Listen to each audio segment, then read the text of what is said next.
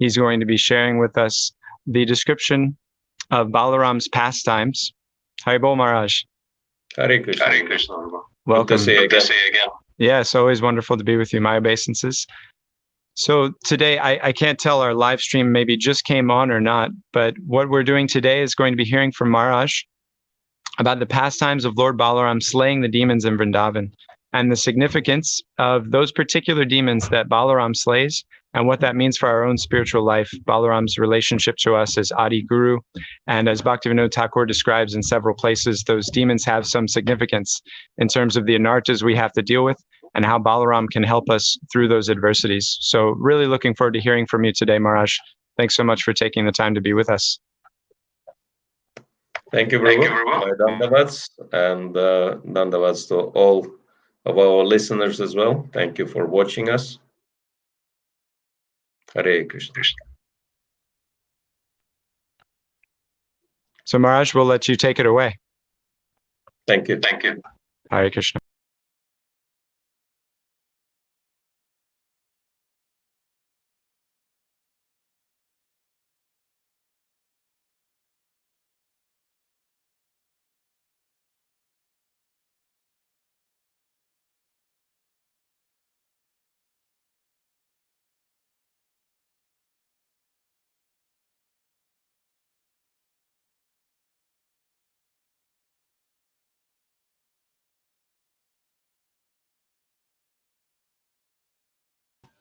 Time.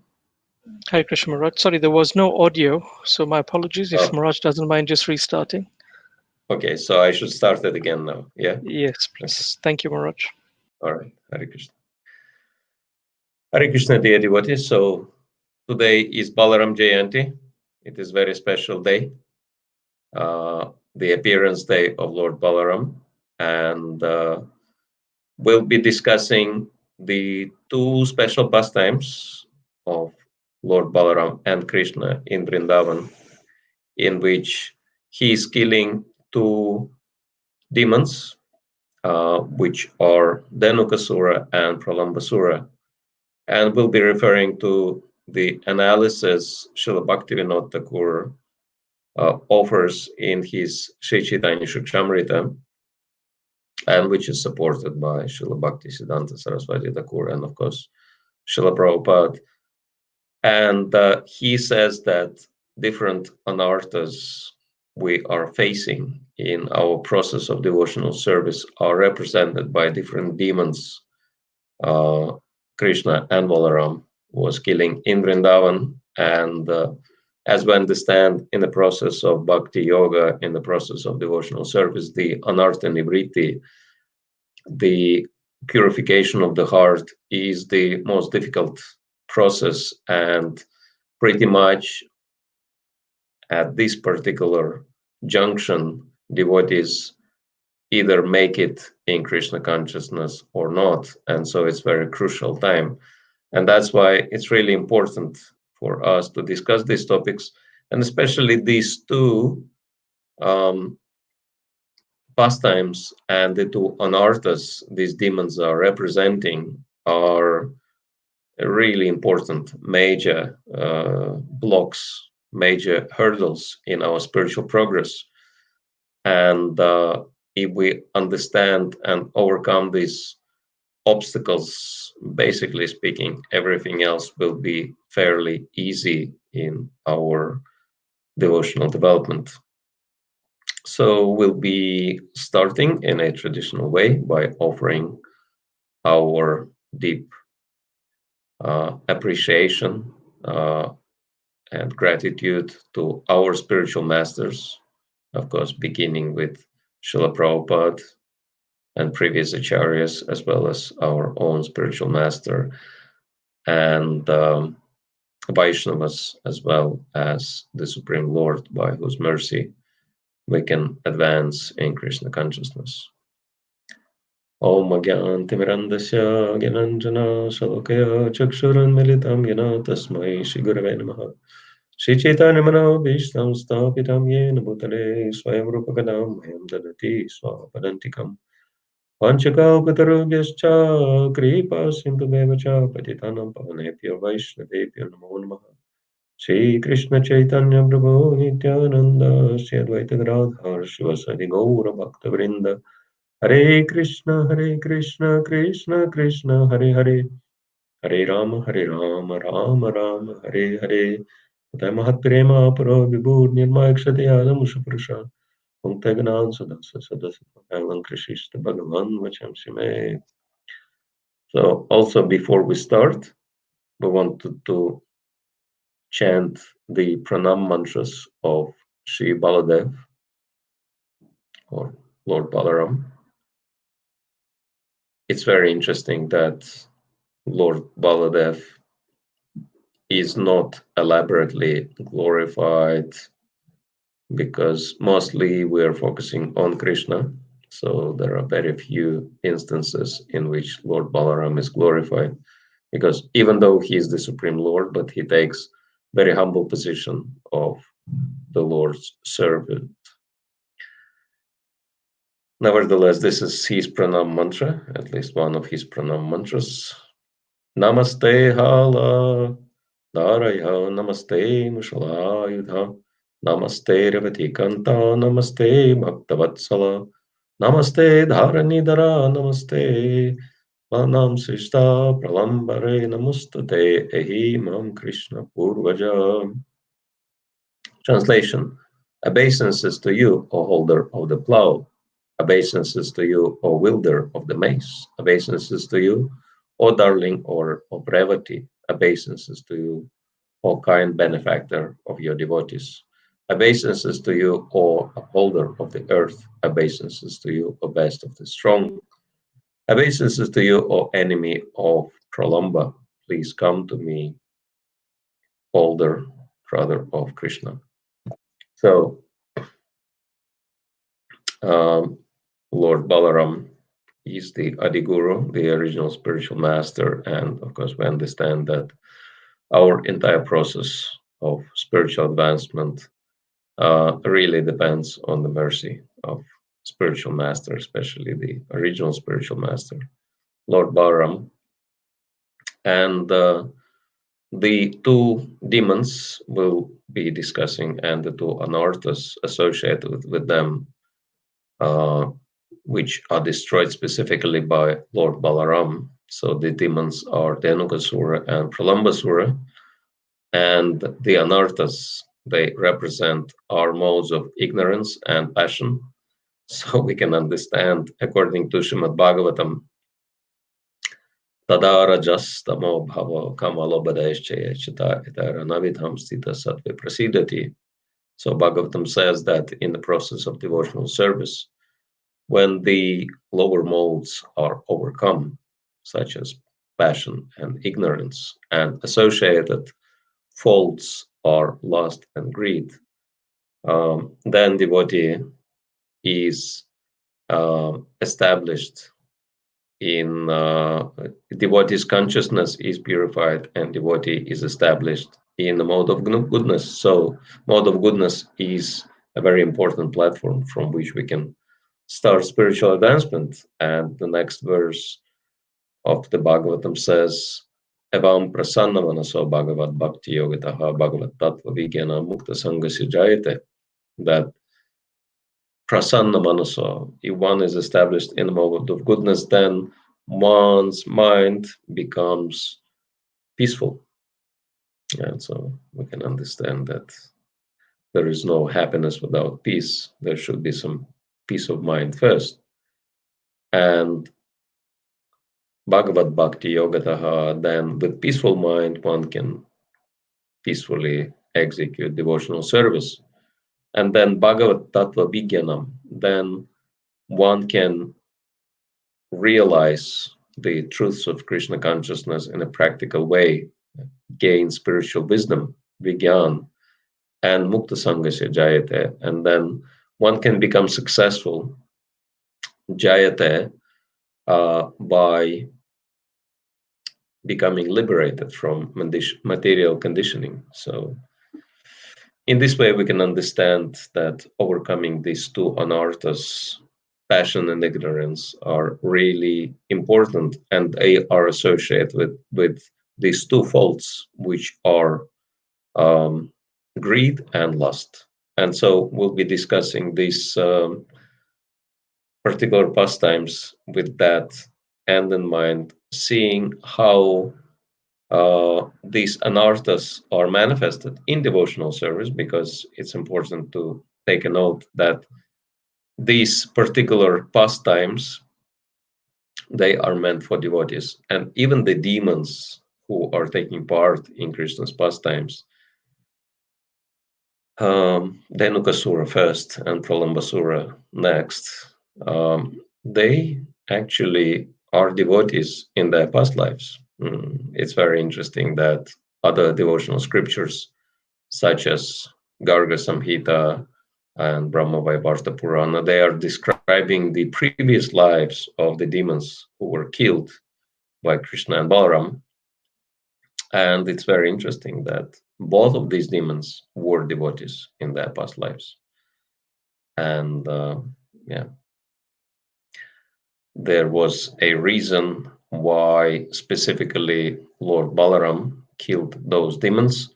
For example, Dhenukasura, in his past life, he was the son of Bali Maharaj, and his name was Sahasika. And he, nevertheless, even though he was the son of a great devotee, he was enjoying with 10,000 women, and he chose for his enjoyment a very special place in Ganda Madana mountain, and he was making a lot of noise with all these ladies there. And there happened to be Durvasa Muni meditating, and of course Durvasa Muni is very special sage, very easily irritable. He is the expansion of Lord Shiva, and Lord Shiva is known as Ashutosh.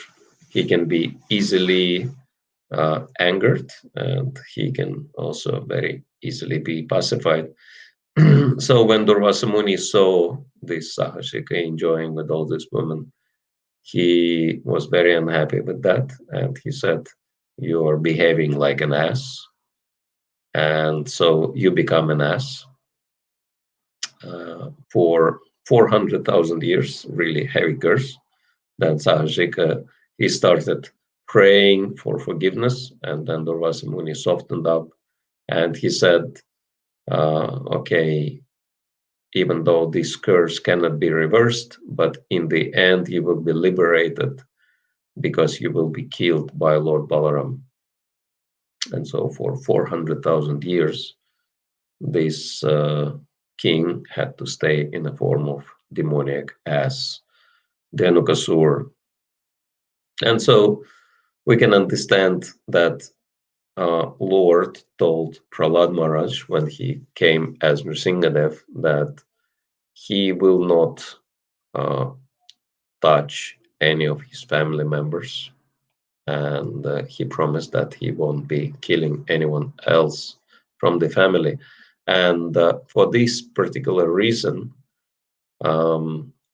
the killing of Dhenukasura was entrusted to Lord Balaram. Very interesting how the Lord can easily find a solution to in any difficult situation. But anyway, for us, it is important to see that these demons, why these demons, they got the special privilege of being killed by either Krishna or Balaram, pretty much because all these demons, they were devotees to greater or lesser degree, either directly devotees, or at least those who were associated with devotees, their family members. And so why they turned into the demons? Because of the offenses. And this is one very important thing that we can understand that from the beginning of creation there were no demons. So where the demons came from, and basically we can understand that demons are degraded devotees. And so therefore it's a very strong warning for all of us that we are practicing Krishna consciousness, but there is no 100% guarantee that we will not be influenced by our demonic natures again. And so this is very important for us to study these pastimes in order to see how the anarthas are manifesting in our devotional lives, as well as understanding how we can counteract these anarthas, specifically the modes of passion and ignorance. And to this effect, Srila Bhaktivinoda Thakur, in his book Sri Chaitanya Shikshamrita, is explaining very important thing. He says that these specific anarthas, personified by the demons killed by Lord Balaram, are a little bit different comparing to the other anarthas represented by demons killed by Krishna, because in these instances, devotee has to make specific effort to overcome them. So it's a large effort required from the part of the devotee, because Lord Balaram is Adi Guru. So following the instructions of our spiritual master is really the key component for anartha nivriti. And yeah, it's only by the mercy of the spiritual master we can overcome the modes of passion and ignorance, and our effort is to actually abide by the instructions of our spiritual master, which are of course in line with Srila Prabhupada. So anyway, looking at Dhenukasura first, this specific pastime happened on Gopashtami day. So this is in Kartik month, the bright fortnight of the Kartik bright Ashtami.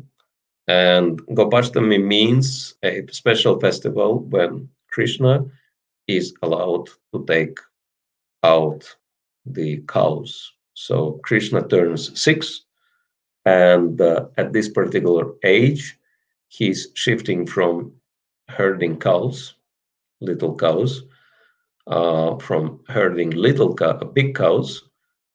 And even though Nanda Maharaj was not really into it, because he still was thinking that Krishna is a bit small for taking care of real cows, but he was forced to allow this to happen for a simple reason, that the cows went on strike in their barns and they refused to go out unless Krishna would take them out. And acharyas are explaining why it happened, because the cows, they got inspiration from their cows who were associating with Krishna, and they basically were telling their mothers how wonderful it is, how nice Krishna is, and the cows, they also wanted to have the same experience. And Nanda Maharaj realized that there is no other option but to let the cows come with Krishna. And so this is the Gopashtami day, big festival in Vrindavan.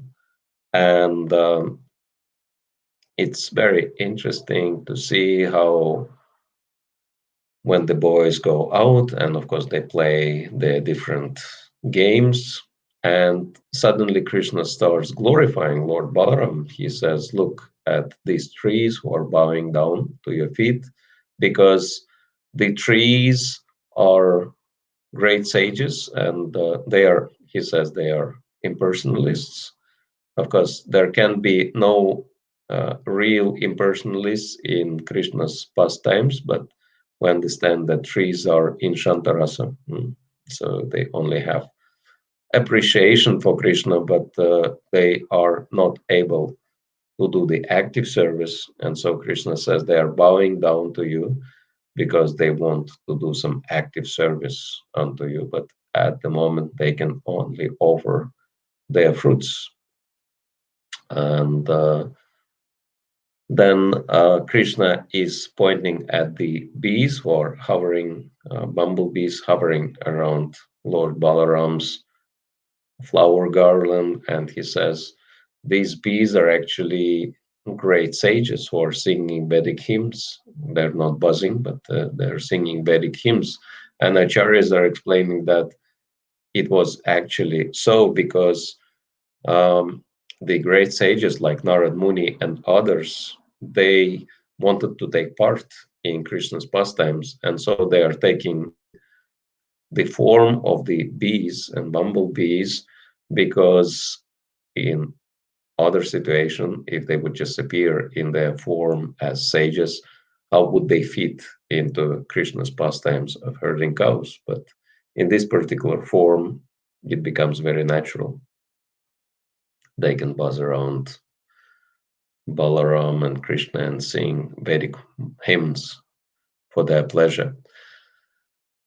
And then Krishna is pointing at the does, at female deer, and he says that they look at you, my dear brother, as if they are gopis.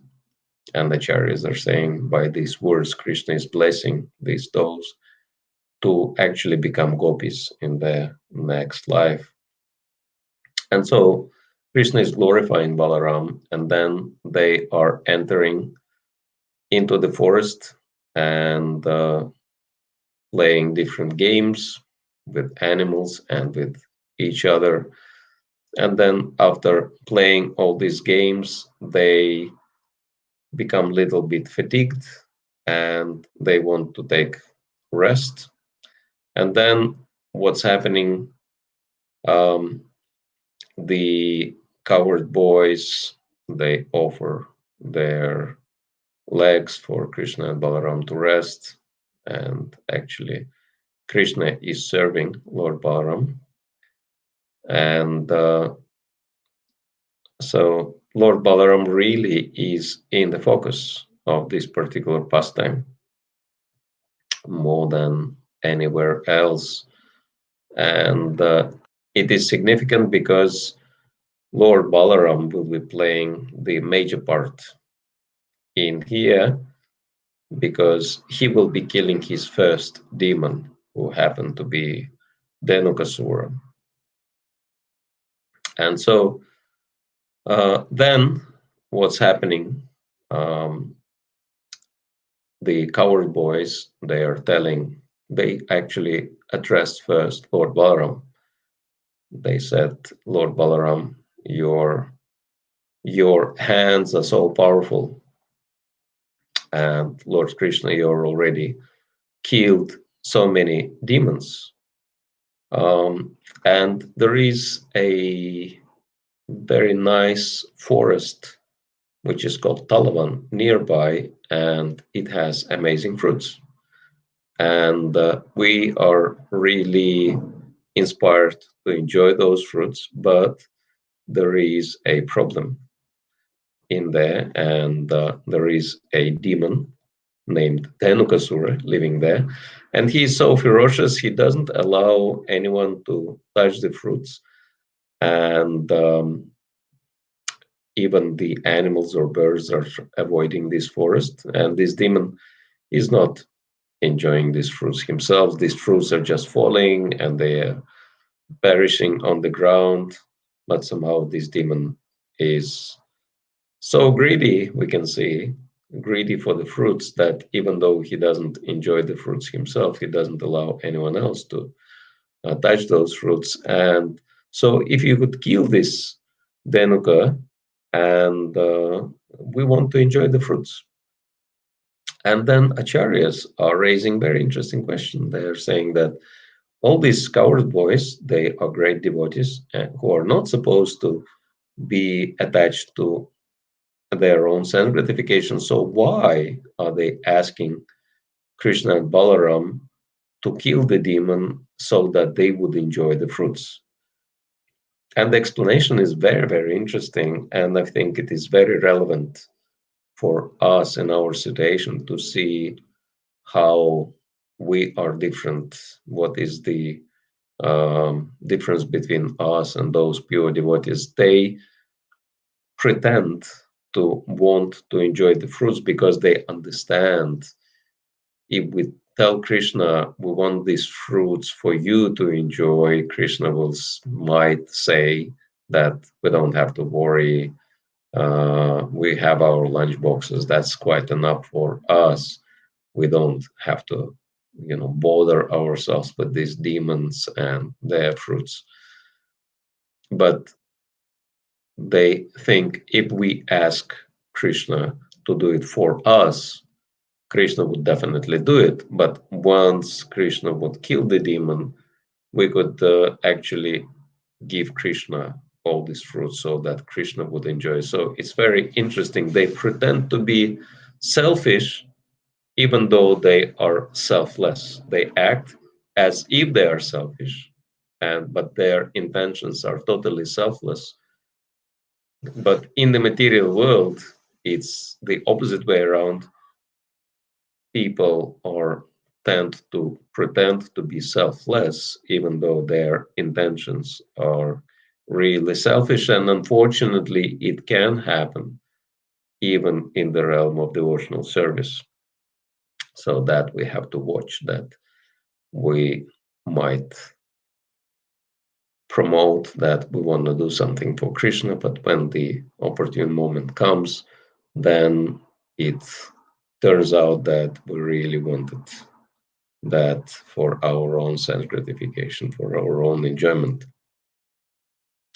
Anyway, then Balaram actually gets inspired by the request of the coward boys, and then what he does, he is going to the trees of he enters into the tall forest, and with his two arms he starts forcibly shake the trees with the power of maddened elephant, it says, causing the tall fruits to fall to the ground. And so then what's happening meanwhile, that Dhenukasura is actually taking rest in the forest, as we know that sleeping is the most popular pastime, dear to those who are in the mode of ignorance. And it says when Lord Balaram starts shaking the trees, actually not just the trees and the ground, but the entire Earth planet started shaking. And of course, that woke up Dhenukasura, who became very upset. And then he ran to see what's happening, who it trespassed into his forest and behaves in such an impudent way. And immediately upon seeing Lord Balaram, he wanted to attack him. And so he went towards Lord Balaram and he tried to hit him with his hind legs. And then Lord Balaram caught the demon, and then he started, at least Bhagavatam says that Lord Balaram seized Dhenuka by his hoofs, whirled him about with one hand, and threw him onto the top of the palm tree. The violent wheeling motion killed the demon. So a very short description is given in here, but actually Vishnu Purana is giving the longer version, that Lord Balaram did not immediately kill the demon. He just started whirling him and he threw him away quite long distance, and then Dhenukasura landed on his head. Fortunately, he has very thick skull, so he didn't die, but he fainted for a while. And then when he came back to his consciousness, he was thinking, wow, this coward boy is really strong, so it's pretty dangerous to try to attack him. Maybe I can try to attack some other cover also accompanying Lord Balaram in the Talavan. They're enjoying Lord Balaram's heroic acts. And he tried to attack the other coward boys, but they were not fearful of the demon. And Shudam, he is the brother of Shrimati Radharani. He had the rope for tying the legs of the cow, very nice silk and thick rope. And he started beating Dhenukasura with his rope on his face. And even though it was not like maybe very powerful, but Dhenukasura was just shocked. He was amazed that how come that these little boys, they have no fear of me? And then he tried to attack other coward boys, and they just grabbed him by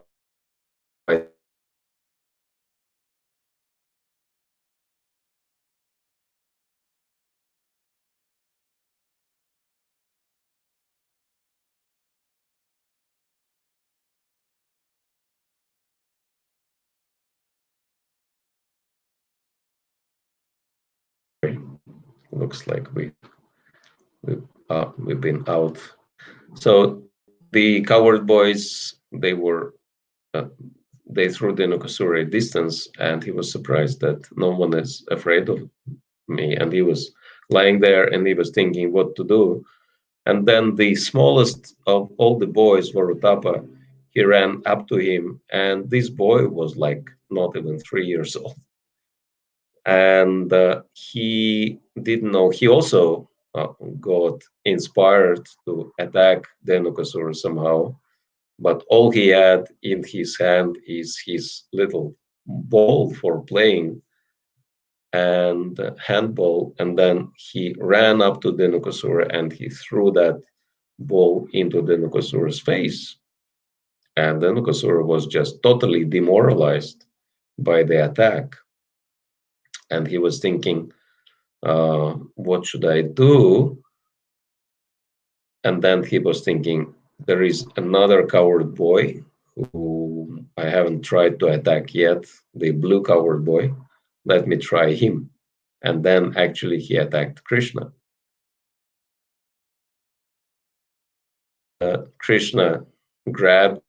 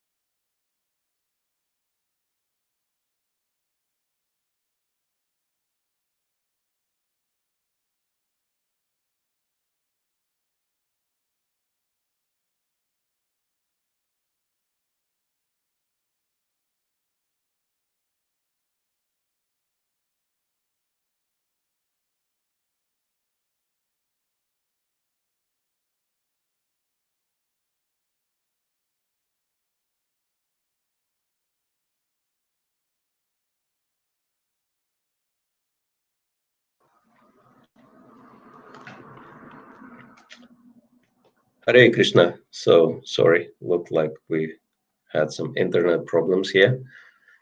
So anyway, we've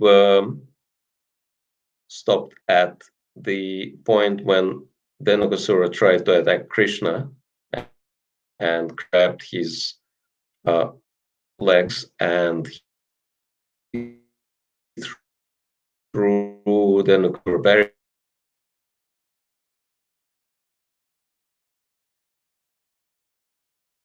far away, and actually Dhenukasura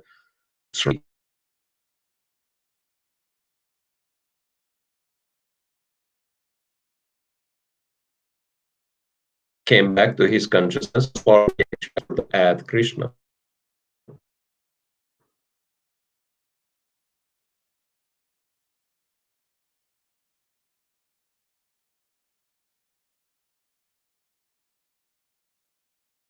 And Krishna is not gonna go anywhere. So, Govardhan and then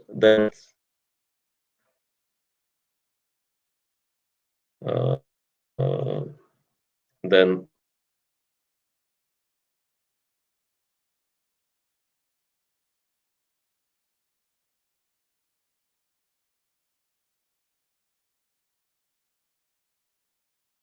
when Lord Balaram grabbed actually through started whirling him around, and then this is when Dhenukasura lost. So this is but the significance of the pastime is really important, because attachment to the fruit, to the results of our devotional service can cause a lot of problems and can cause a lot of offenses when we think that whatever we have is ours, and we don't want to use whatever we have for Krishna service. Rather, we are trying to use it for our sense gratification. So that is a big problem. And of course, what is the formula is described in Bhagavad Gita: Yat karoshi yadashnasi yad juhoshi dadasi yat tapasyasi kaunteya tat kurusham madarpanam. That whatever we have, whatever we do, whatever austerities we perform, whatever we eat, it should be all offered to the Lord. And I was thinking specifically that the obvious fruit of our effort, actually, it's not just by effort alone. We get whatever we get is money, for example, right? That's why they say money is the honey, it's so sweet can be beat. And so we think, okay, it's ours to enjoy, but also in devotional service, Krishna is fulfilling our desires. If we want to have material results, that's the first blessing from the holy name. Materially, all our desires get fulfilled. But if we become attached to those things, material things, and try to enjoy them, that might cause serious problems in our devotional service. And therefore, this formula of offering everything to Krishna and using everything for Krishna is very, very powerful. I've seen how my spiritual master is, if he receives any donations as a sannyasi, as a guru, he gets donations from people, from devotees. And what he does, he's offering this Lakshmi, these donations to his deity. And so I've realized this is a very powerful formula. This is how we can follow this instruction of the Lord, offering everything. Of course, some people may say, oh, I'm not getting cash. I'm only getting, checks, or, even like the money has been sent to my account. But it's the principle is that we can offer cash, or we can offer bank statement, or we can even offer the figure on the screen of our mobile to the Lord with a simple prayer saying, "The Lord, it's all yours, and please bless me so that I could use this blessing or this wealth in your devotional service only." So that's a simple offering without any, specific mantras or anything. But the mentality is important that whatever we have belongs to the Lord. And if we, in this way, connecting whatever we have with the Lord, it's actually very interesting. First of all, when we understand that it belongs to the Lord, it will be practically impossible for us to use money for our sense gratification. And plus, the Lord will be protecting us from the loss or from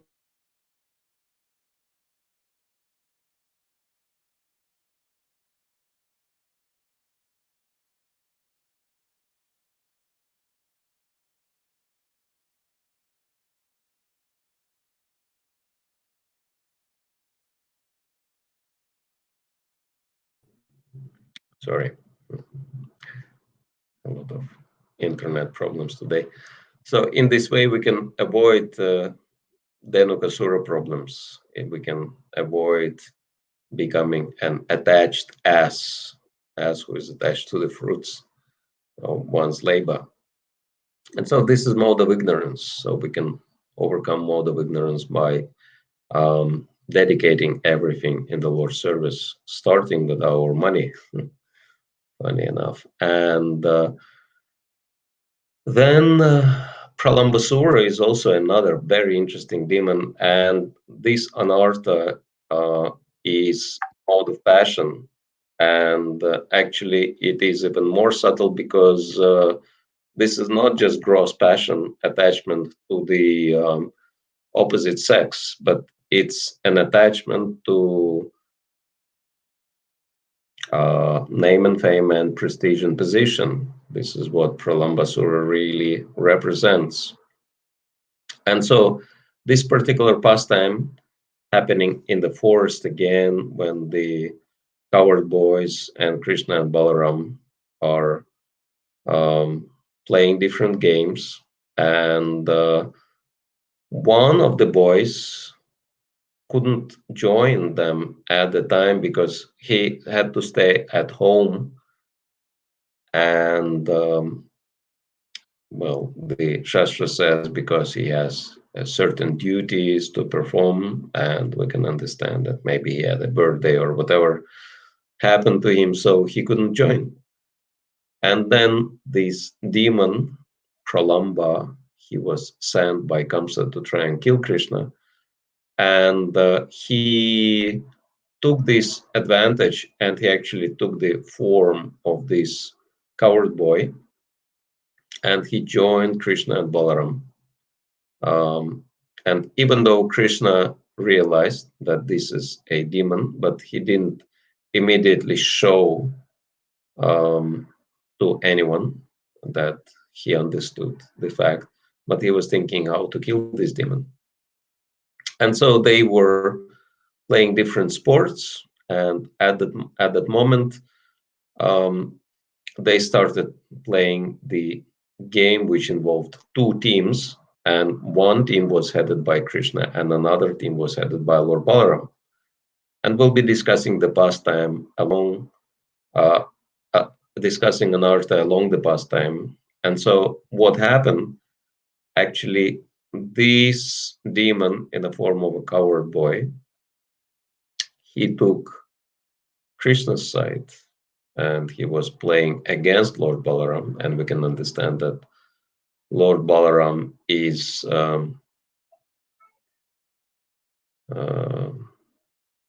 original spiritual master. So this is the demonic tendency to pretend to be a devotee, but actually acting against the interests of one spiritual master. So, but then it happened so that actually Balaram's side lost, and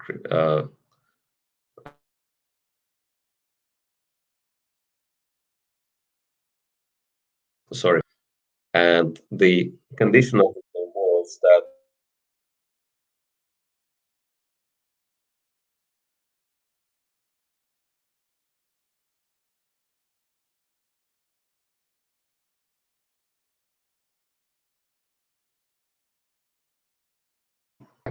and so since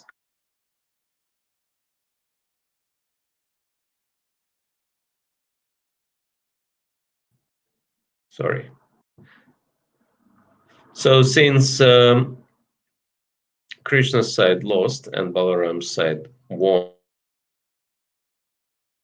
then the losers, they had to carry winners on their back, and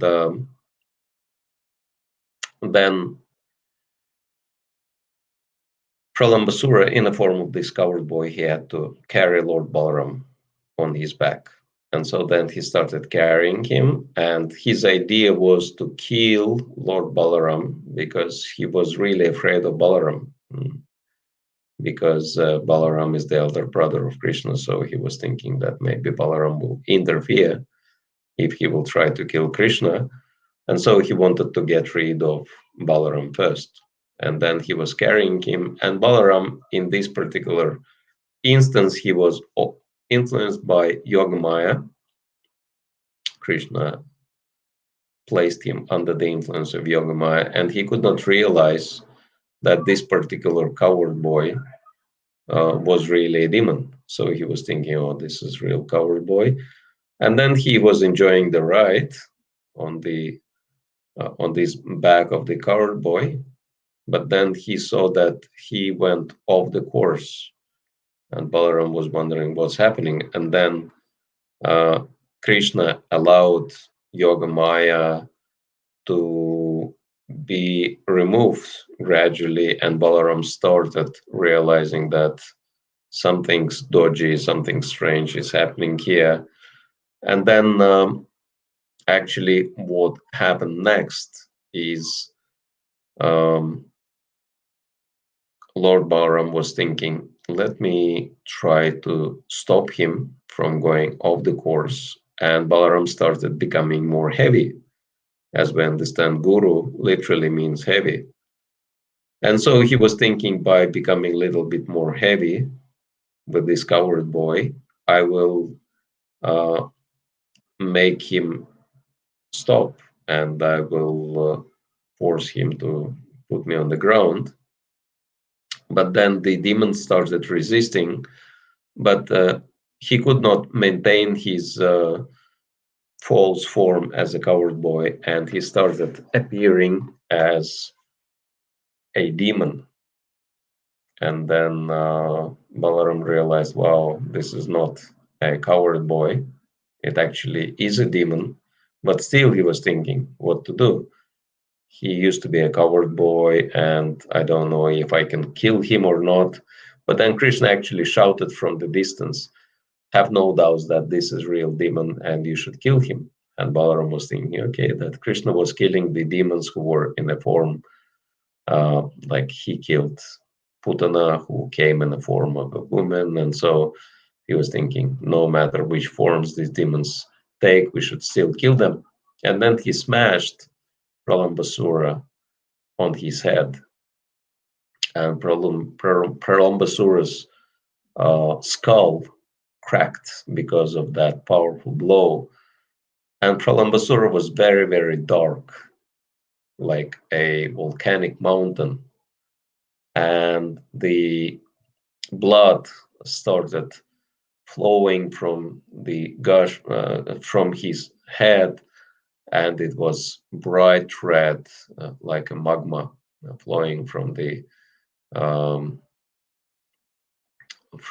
mountain. And so he fell down and he lost his life. But this is really important display in here, how the mode of passion manifests in devotees' lives, because we can see Pralambasura is carrying Lord Balaram on his shoulders, but actually he wants to kill Lord Balaram. And so in the same way, if someone is interested in position and name and fame, one might be carrying one's guru on one's shoulders, or might be carrying guru's missions on one's shoulders, but actually trying to kill one's guru, meaning that one is only interested in becoming guru himself, just to kind of advertise himself as a great follower of one's guru.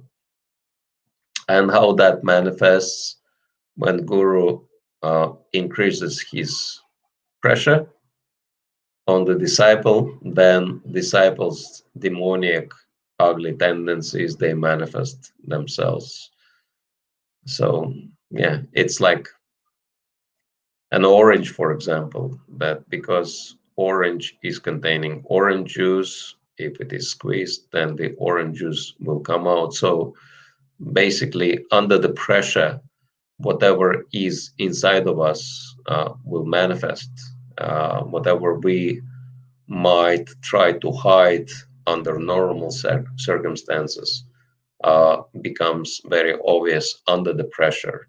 And that's why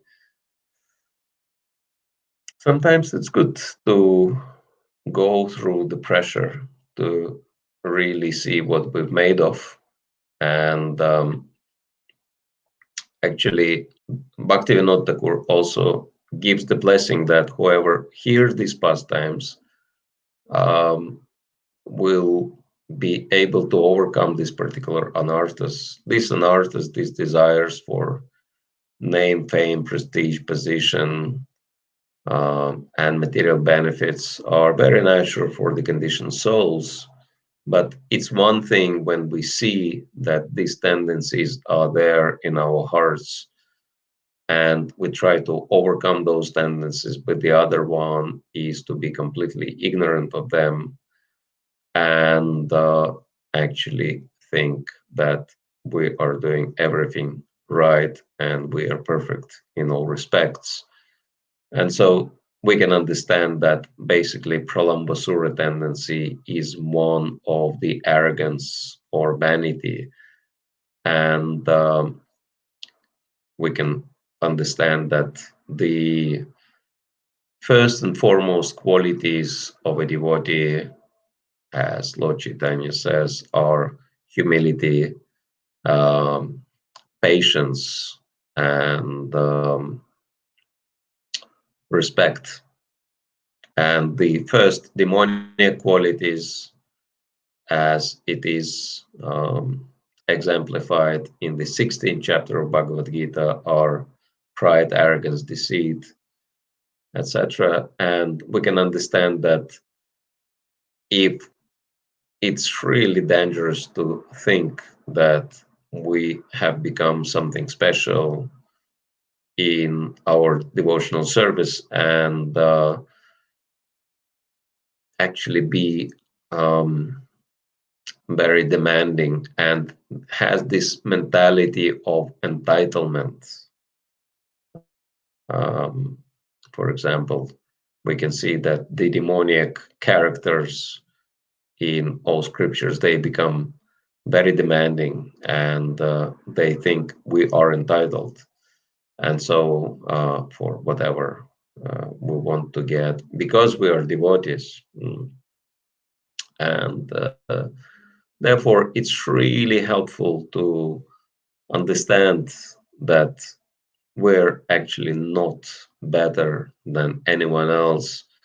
We're just more fortunate than others. That's the only difference between us and other people who are not practicing Krishna consciousness, or maybe devotees who happen to be younger than us.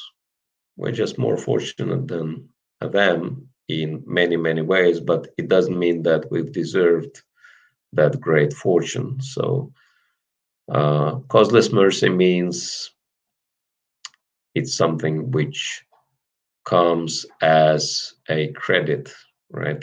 As something we're getting first, but then, kind of credit situation, get first, pay later. So in the same way, we're getting this causeless mercy from Krishna, Guru, and Vaishnavas.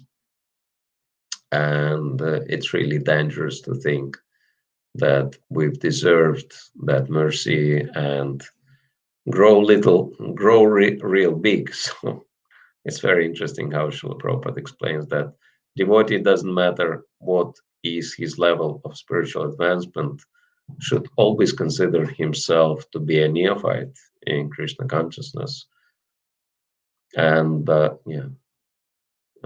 not if we realize that we are really neophytes, I mean, we might be practicing for few months, few years, or even few decades, but what is even like 20, 30, or 40, or even 50 years comparing to the lifetimes upon lifetimes of material existence. So this is really just few seconds on the cosmic scale, and that's why all our years we've spent practicing bhakti,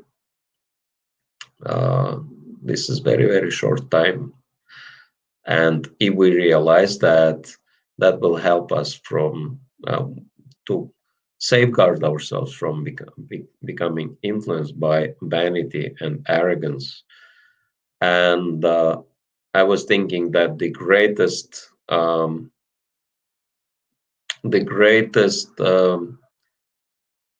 protection for us is in being open to be corrected by other devotees. So, and if we remain simple and humble and open to possible,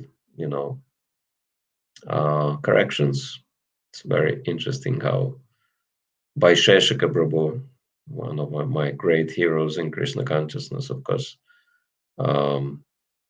in the same way as my own spiritual master and other devotees. But he said that my life is, he said, I live to be corrected by other devotees. So that's a great mentality to have, and that's a perfect safeguard against the pralambasura tendencies. And if we overcome these two major anarthas, then our spiritual advancement is guaranteed. And in this way, we can pray to Lord Balaram for the blessings of being always guided by our gurus. It's very interesting that the first chapter of Chaitanya Charitamrita is called Spiritual Masters. So that spiritual masters is in plural, not just we have one spiritual master and that's it. And that spiritual master is traveling somewhere really far away and he cannot correct us because he's busy with so many other things, and others, they never dare to tell us anything because we are not open to that. But yeah, sincere devotee is the one who understands that everyone is my spiritual master, and I'm happy to hear everyone's feedback. And I understand that my spiritual master can help me through any devotee, or even sometimes not necessarily a devotee, but someone who is very sincere. Like Srila Prabhupada, he got the instruction from one military officer, when he was trying to preach in India and distributing magazines. And he said, Swamiji, why don't you start producing books? Because people, they might read the magazine and throw it away, and they won't be treating the book like that. They will have more respect for the book. So if you produce the books, it's much better. And Srila Prabhupada immediately recognized that this man is actually telling me exactly the same thing what my spiritual master told me many years ago. If you have money, print books. And so he took that instruction to the heart, even though it came from a very simple person who was not necessarily officially a devotee. So that sincerity and simplicity is really important for us to be safeguarded from the influence of these dangerous demons, which can cause havoc in our spiritual lives. So thank you all very much for your kind attention. And I hope you enjoyed that description and you got some benefit from it. So wonderful to see Deva Madhav again. He is one of my heroes. That his community is living by his very powerful motto: chant Hare Krishna and be honest. And we can understand truthfulness is the most important thing for spiritual advancement. So he got the formula for success. Mike. Prabhu had my mic muted, so I couldn't defend myself. But actually, Maharaj is one of our community. I can speak personally in Ypsilanti, Michigan. Our little effort there at the Harmony Collective. Maharaj is one of our dearest well-wishers. And I'm so moved. He's speaking only to things he's realized. By spending time with him, I see a devotee who is willing to see the good in everyone. And it's so much needed today, not only within the devotee society, but outside also, that people are trying to be good. And if we can recognize that good inside of them and fan that spark, that's what will attract them to the higher realms of our philosophy. And Maharaj has dedicated himself to living that example and also trying to organize opportunities for others to see the same. I had the opportunity to associate with Maharaj in Mayapur for his lead school, 3 months, which was one of the most transformative experiences of my Krishna consciousness. He's arranged that same thing for, I think now 3 different classes of devotees, 40 plus, something like that now. And what was so touching, the whole experience was riveting, but mostly I was amazed by Maharaj's personal care for each and every one of us, whether it was a senior devotee or a young guy like me or a lady, somebody from China, somebody from America. He didn't care. Everyone was his child when they were there, and we all felt it. We all felt that support from him. So thank you so much, Maharaj. You wanted me to have a back and forth with you, but I'm so grateful I just got to hear, because I didn't know all these details, these things that you brought from the Garga Samhita, the backgrounds of the demons. That was so juicy. And thank you so much for sharing your insights. What a wonderful discussion, Katha, to hear on Balaram Jayanti. I hope all of you devotees enjoyed it. And we look forward to seeing everybody back again soon. Please continue to follow the SPT page for more wonderful devotees like Maharaj sharing the glories of Krishna consciousness and Prabhupada's followers. Hare Krishna. Thank you very much. Hare Bol. Okay.